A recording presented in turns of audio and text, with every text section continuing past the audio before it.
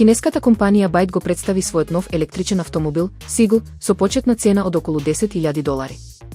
Овој модел е дизајниран како градско возило со 5 врати и 4 седишта, опремен со електричен мотор од 75 конски сили и батерија од 30 киловат-часови што овозможува автономија од 305 км. Брзото DC полнење овозможува полнење до 80% за само 30 минути.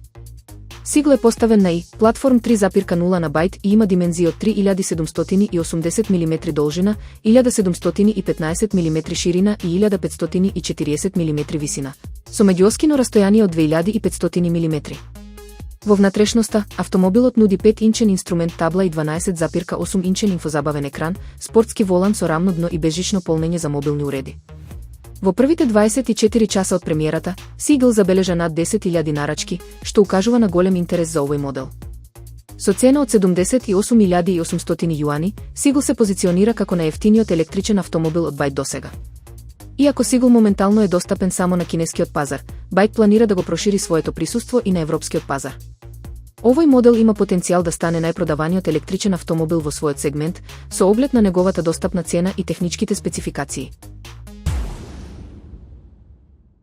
Американскиот претседател Доналд Трамп привремено ги ослободи паметните телефони, лаптопите и другите електронски уреди од новите царински давачки на кинески увоз, што донесе олеснување за технолошките компании и инвеститорите.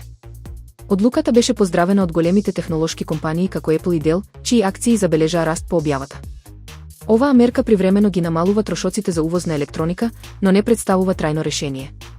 Секретарот за трговија, Хауард Латник, изјави дека овие ослободувања се временски ограничени и дека во наредните месеци може да се воведат нови давачки за полупроводници и сродни компоненти. Трамп нагласи дека ниту еден сектор не е трајно ослободен од царини. Иако оваа мерка донесе краткорочно олеснување за технолошкиот сектор, неизвестноста околу трговската политика на САД останува, што може да влијае врз идните инвестиции и цените на електронските уреди.